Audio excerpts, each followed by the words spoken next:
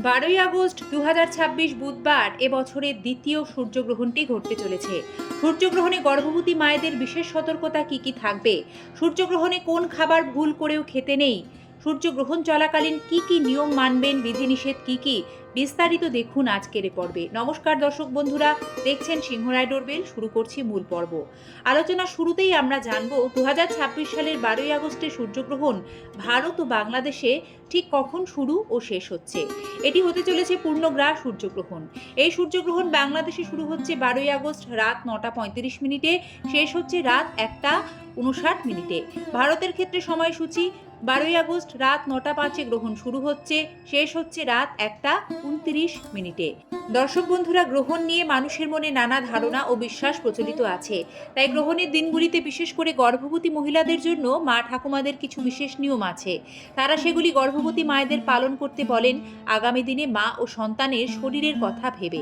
যেমন গ্রহণের সময় নতুন করে খাবার না খাওয়া, বাইরে না বেরোনো, খালি চোখে গ্রহণ দর্শন না করা, গ্রহণ লেগে গেলে রান্না না করা, কোনো ধারালো জিনিস ব্যবহার করে কোনো কিছু না কাটা, সুতো ব্যবহার করে সেলাই না করা, হাত পা বেঁকিয়ে না বসা।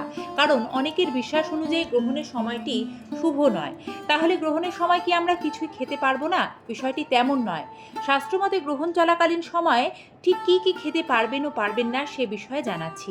দর্শক বন্ধুরা, সূর্যগ্রহণে যেসব খাবার ও অভ্যাস এড়িয়ে চলা উচিত।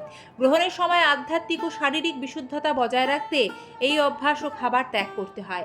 রান্না করা ও বাসি খাবার। গ্রহণের আগে বা গ্রহণ চলাকালীন সময় রান্না করা খাবার খাওয়া উচিত নয়। এর ফলে নেতিবাচক শক্তি শোষণ করে বলে বিশ্বাস করা হয়। আর সে কারণেই বলা হয়, আগে থেকে যদি আপনার বাড়িতে অনেক কিছু রান্না করা থাকে তাহলে গ্রহণ লাগার আগেই সে খাবারে তুলসী পাতা দিয়ে রাখুন। তাতে গ্রহণের খারাপ প্রভাব সে খাবারকে নষ্ট করতে পারে না। আমিষ খাবার গ্রহণ চলাকালীন বর্জন করুন। মাংস, ডিম খাওয়া গ্রহণের সময় এড়িয়ে চলাই ভালো। এতে শরীর ভালো থাকবে। দুধ জাতীয় খাবার, দুধ, দই, পনির ইত্যাদি গ্রহণ চলাকালীন সময়ে খেতে নিষেধ করা হয়। তাই এই খাবারগুলি ভুলেও গ্রহণের মধ্যে খাবেন না। দর্শক বন্ধুরা, গ্রহণের মধ্যে বাইরে থেকে কিনে আনা ফাস্ট ফুড, অতিরিক্ত তেল মশলাযুক্ত খাবার, ভাজাভুজি খাবার কেউই খাবেন না। এতে নিষেধ করা হয়। বলা হয় এইগুলি খেলে হজমে কষ্ট হয়। বিশেষ করে গর্ভবতী মায়েরা গ্রহণের মধ্যে ক্যাফিনযুক্ত উদ্দীপক, চা ও কফি পান করবেন না। এতেও নিষেধাজ্ঞা আছে। এর পরিবর্তে শরীরকে সতেজ রাখতে খেতে পারেন নারকেল বা ডাবের জল, হলুদ দুধ।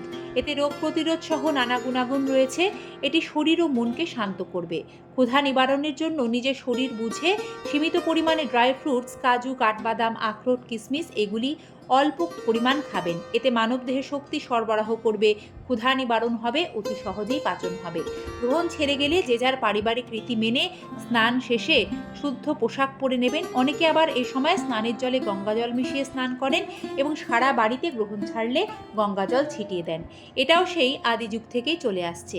কিন্তু এই সকল প্রচলিত বিশ্বাস মেনে চলার আগে গর্ভবতী মহিলাদের নিজেদের স্বাস্থ্যের দিকে বেশি গুরুত্ব দিতে হবে। তাই আয়ুর্বেদিক দৃষ্টিকোণ থেকে গ্রহণের 1 ঘন্টা আগে হালকা ও সহজে হজম করা যায় এমন খাদ্য যদি খেয়ে নিতে পারেন, তাহলে গ্রহণ চলাকালীন সময়ে সহজে ক্ষুধাও পাবে না এবং এই নিয়মগুলিও পালন করা হবে। গ্রহণ সম্পর্কিত একটি গুরুত্বপূর্ণ তথ্য: 12ই আগস্ট 2026 বুধবারের পূর্ণগ্রাস সূর্যগ্রহণ ভারত ও বাংলাদেশ থেকে কিন্তু দৃশ্যমান নয়, অর্থাৎ দেখা যাবে না। তাই এর সূতককাল বৈধ হবে না। কোনো রকম কোনো কাজেই এই গ্রহণে ভারত ও বাংলাদেশের ক্ষেত্রে কোনো বিধিনিষেধ থাকবে না। তাই এই নিয়মগুলি পালন করা বা না করা ব্যক্তির একান্ত ব্যক্তিগত ব্যাপার। অযথা আতঙ্কিত হবেন না। গ্রহণে শরীর ও মনকে শান্ত রাখতে বেশি বেশি করে যে যার ইষ্ট নাম জপ করুন। ভালো থাকুন। ধন্যবাদ। নমস্কার।